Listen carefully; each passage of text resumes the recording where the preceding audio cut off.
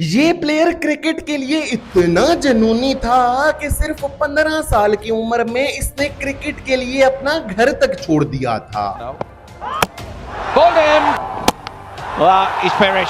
इसने अपने ODI debut पर वो कमाल दिखाया जो कि इससे पहले कोई भी बंगाली प्लेयर दिखा ना पाया था।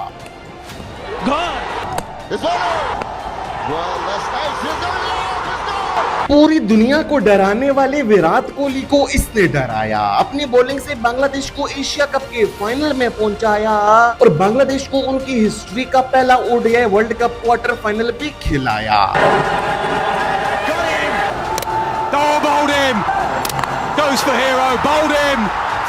लेकिन फिर बाकी बंगाली प्लेयर्स की तरह क्रिकेट बोर्ड ने इसे भी तड़पाया। एक लड़की ने रेप का गंदा इल्जाम लगाया और फिर क्रिकेट बोर्ड ने इसे ऐसा टीम से बाहर का रास्ता दिखाया कि फिर ये प्लेयर कभी टीम में वापस आ ना पाया। जी हाँ, मैं बात कर रहा हूँ one of the pioneers of Bangladesh fast bowling legacy की। मैं बात कर रहा हूँ रुबेल हुसैन की।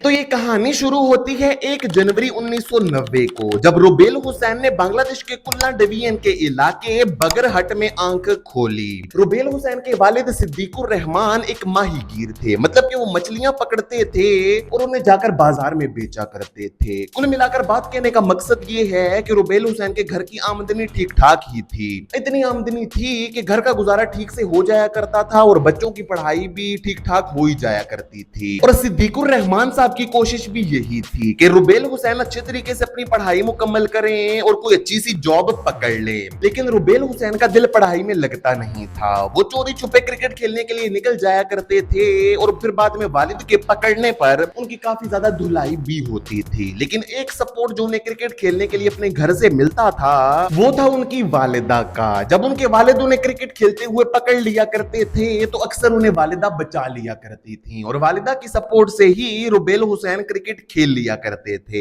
लेकिन फिर फाइनली साल 2005 में रुबेल हुसैन ने इस रोज की आंख मचोली से जान छुड़ाने का फैसला कर लिया। जब वो सिर्फ 15 साल के थे तो उन्होंने अपने वालिद से 2 टूक बात की और अपने घर को छोड़कर ढाका आने का फैसला कर लिया। अब वालिद क्योंकि उनके क्रिकेट के पैशन के पहले से ही खिलाफ थे, इसलिए वालिद कोई माली सपोर्ट तो करने नहीं वाले थे। इसलिए जब रुबेल हुसैन अपने इलाके बगरहट से ढाका के लिए निकले तो उनकी जेब में इतने पैसे भी नहीं थे कि वो ठीक तरीके से बस का टिकट लेकर बस के अंदर बैठकर सफर करे। इसीलिए उन्हें बगरहट से ढाका आने के लिए बस के छत पर बैठकर सफर करना पड़ा था। अब घर वालों के खिलाफ जाकर रुबेल हुसैन ढाका तो आ गए थे, लेकिन ढाका में आकर रुबेल हुसैन की मुश्किलात खत्म नहीं हुई बल्कि मजीद बढ़ गईं, क्योंकि रुबेल हुसैन की जेब में इतने पैसे भी नहीं होते थे कि वो ठीक तरीके से 2 वक्त का खाना ही खा लें। लेकिन रुबेल हुसैन ने अपना क्रिकेट खेलने का ख्वाब छोड़ा नहीं। वो सारा दिन डिफरेंट क्रिकेट क्लब्स में घूमते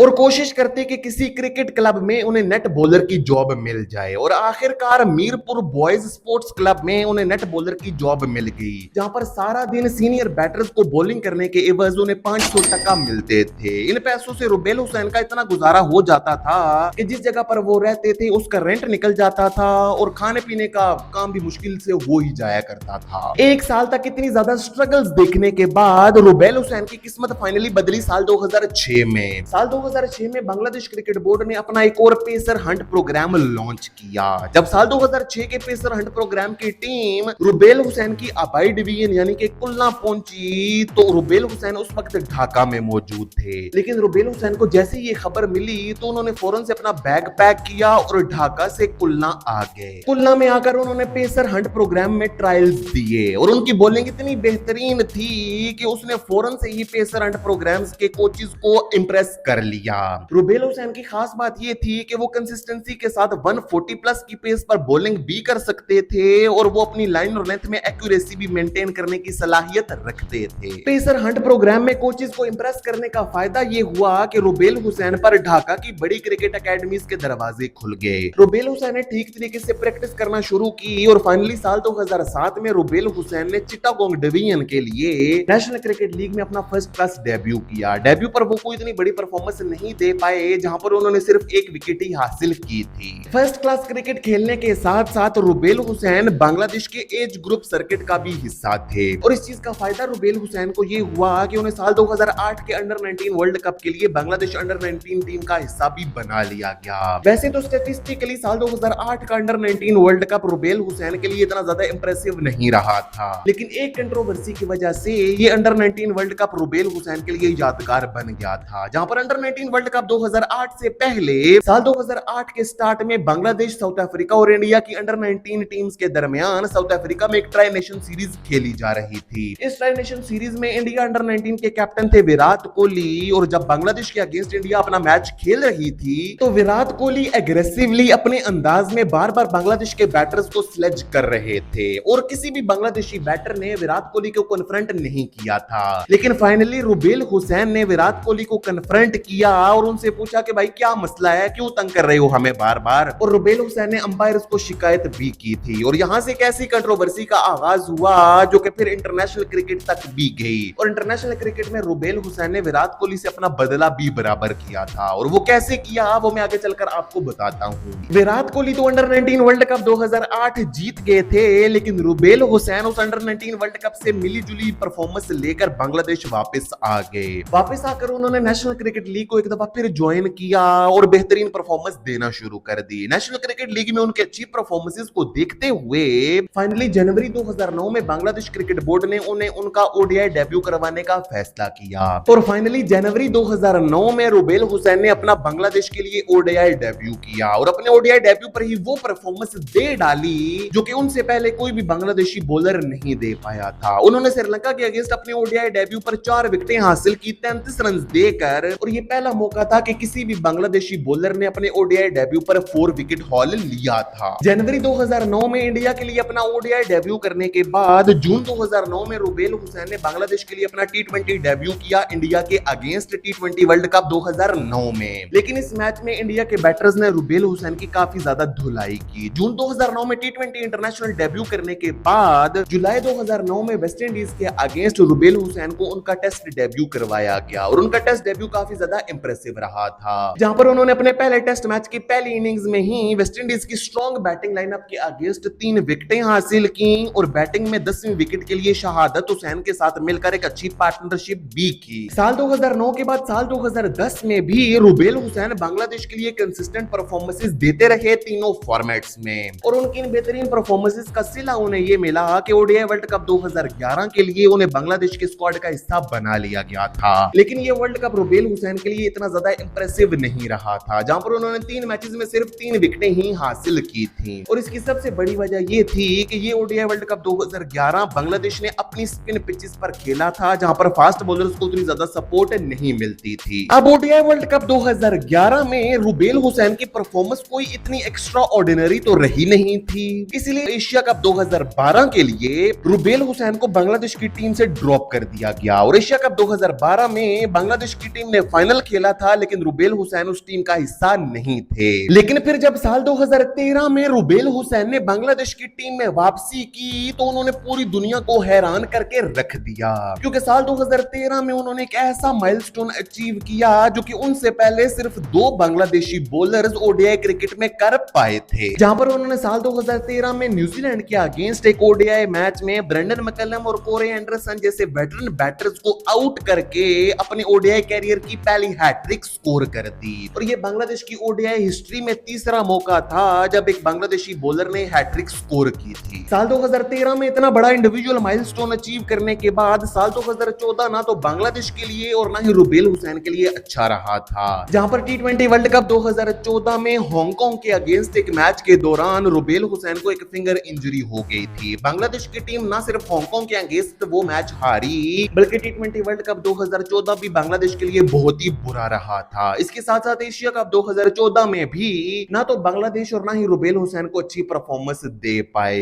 लेकिन ये खामोशी जो कि साल 2014 में रुबेल हुसैन की बॉलिंग से नजर आ रही थी, वो खामोशी किसी तूफान से पहले की खामोशी थी। वो तूफान जो कि आने वाला था ओडीआई वर्ल्ड कप 2015 में। ओडीआई वर्ल्ड कप 2015 में रुबेल हुसैन तूफान तो लाने वाले थे, लेकिन उससे पहले साल 2015 के शुरू में उनकी जिंदगी में एक तूफान आ गया, जहां पर साल 2015 के स्टार्ट में बांग्लादेश की एक मॉडल ने रुबेल हुसैन पर ज्यादती का इल्जाम लगा दिया। रुबेल हुसैन इस इल्जाम से इनकार करते रहे, लेकिन पुलिस ने रुबेल हुसैन को गिरफ्तार भी कर लिया था। लेकिन फिर ओडीआई वर्ल्ड कप 2015 के लिए नेशनल इंटरेस्ट को देखते हुए, क्योंकि रुबेल हुसैन ने ओडीआई वर्ल्ड कप 2015 खेलना था, इसीलिए पुलिस ने रुबेल हुसैन को छोड़ दिया। लेकिन फिर मई 2015 में उस केस का फैसला आया और रुबेल हुसैन को बाइज्जत बरी कर दिया गया। ओडीआई वर्ल्ड कप 2015 के लिए बांग्लादेश की टीम ऑस्ट्रेलिया पहुंची और रुबेल हुसैन भी इस टीम का हिस्सा थे। इस ओडीआई वर्ल्ड कप में रुबेल हुसैन ने 6 मैचेस में 8 विकेटें हासिल की और इंग्लैंड के अगेंस्ट उनकी परफॉर्मेंस ने तो बांग्लादेश को ओडीआई वर्ल्ड कप के क्वार्टर फाइनल में पहुंचा दिया था।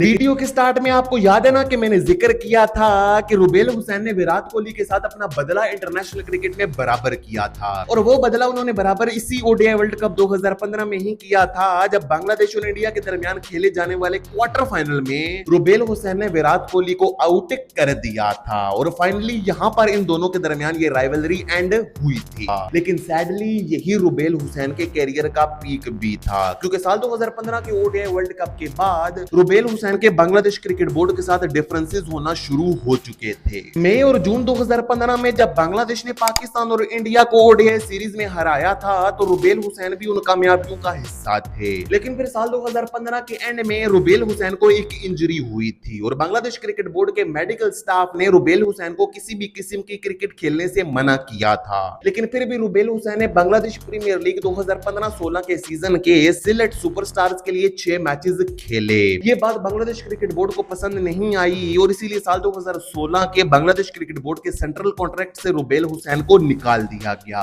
और बांग्लादेश क्रिकेट बोर्ड ने रुबेल हुसैन को एक शो कॉज नोटिस भी जारी किया कि वो ये वजह बताएं कि उन्होंने मेडिकल स्टाफ के रूल्स की खिलाफवर्जी क्यों की, और जब मेडिकल स्टाफ ने उन्हें मना किया था कि वो अपना रिहैबिलिटेशन प्रोसेस कंप्लीट करे और किसी भी किस्म की क्रिकेट ना खेलें, तो फिर रुबेल हुसैन ने मैचेस क्यों खेले। और इसी हरकत की वजह से ही उन्हें एशिया कप 2016 और टी20 वर्ल्ड कप 2016 के लिए बांग्लादेश की टीम से बाहर भी कर दिया गया था। लेकिन रुबेल हुसैन ने अपनी बेहतरीन परफॉर्मेंसेस की वजह से बांग्लादेश की टीम में वापस आने में ज्यादा देर नहीं लगाई, जहां पर चैंपियंस ट्रॉफी 2017 के लिए रुबेल हुसैन बांग्लादेश की टीम का हिस्सा थे। लेकिन इस टूर्नामेंट में उन्होंने 4 मैचेस में सिर्फ 3 विकेटें ही हासिल की थी। लेकिन इस टूर्नामेंट में उनकी खास बात ये थी कि वो काफी ज्यादा इकोनॉमिकल रहे थे और उनकी एक इकोनॉमिकल स्पेल्स की वजह से ही बांग्लादेश की टीम चैंपियंस ट्रॉफी के सेमीफाइनल में पहुंचने में कामयाब हुई थी। साल 2017 को बांग्लादेश के लिए इतना ज्यादा मेमोरेबल बनाने के बाद साल 2018 रुबेल हुसैन के लिए 2 लिहाज से बड़ा ही मेमोरेबल रहा था, जहां पर साल 2018 के स्टार्ट में रुबेल हुसैन ने बांग्लादेश के लिए निदाहस ट्रॉफी खेली। ये एक टी20 ट्राई सीरीज थी जो कि इंडिया, श्रीलंका और बांग्लादेश के दरमियान खेली गई थी, जहां पर उस हिस्टोरिक टी20 सीरीज में बांग्लादेश ने श्रीलंका को शिकस्त देकर उस निदाहस ट्रॉफी के फाइनल के लिए क्वालिफाई कर लिया था।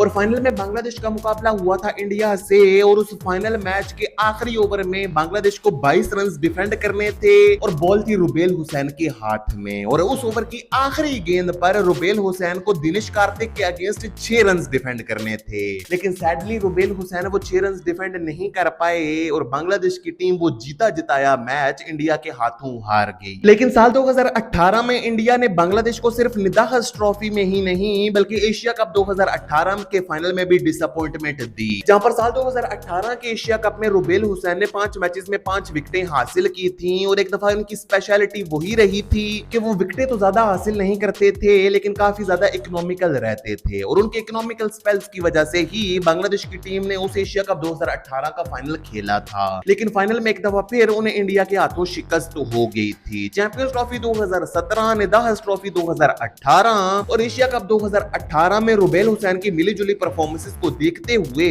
बांग्लादेश क्रिकेट बोर्ड ने रुबेल हुसैन को ओडीआई वर्ल्ड कप 2019 के लिए बांग्लादेश की स्क्वाड का हिस्सा बना लिया था। लेकिन इस ओडीआई वर्ल्ड कप 2019 में रुबेल हुसैन ने सिर्फ 2 मैचेस ही खेले थे और उन 2 मैचेस में उन्होंने कोई विकेट भी हासिल नहीं की थी। ओडीआई वर्ल्ड कप 2019 में इतनी डिसअपॉइंटमेंट देखने के बाद रुबेल हुसैन साल 2020 के स्टार्ट में पहुंचे पाकिस्तान, जहां पर 7 फरवरी 2020 को रुबेल हुसैन ने पाकिस्तान के अगेंस्ट अपने टेस्ट करियर का आखिरी टेस्ट मैच खेला। 7 फरवरी 2020 को अपने करियर का आखिरी टेस्ट मैच खेलने के बाद साल 2021 के अप्रैल में न्यूजीलैंड के अगेंस्ट रुबेल हुसैन ने अपना आखिरी टी20 मैच खेला और उसी न्यूजीलैंड टूर पर ही मार्च 2021 में रुबेल हुसैन ने न्यूजीलैंड के अगेंस्ट अपना आखिरी ओडीआई मैच भी खेला। हालांकि उस वक्त तक रुबेल हुसैन की उम्र सिर्फ 31 साल थी और वो इंटरनेशनल क्रिकेट में ठीक ठाक परफॉर्मेंसेस दे रहे थे। लेकिन अब बांग्लादेश क्रिकेट बोर्ड ने ये डिसाइड किया था कि वो फ्यूचर की तरफ देखेंगे और नए फास्ट बॉलर्स जैसे कि शौरफुल इस्लाम, इबादत हुसैन और तस्कीन अहमद पर इन्वेस्ट करेंगे और फ्यूचर को सिक्योर करेंगे। इसीलिए रुबेल हुसैन को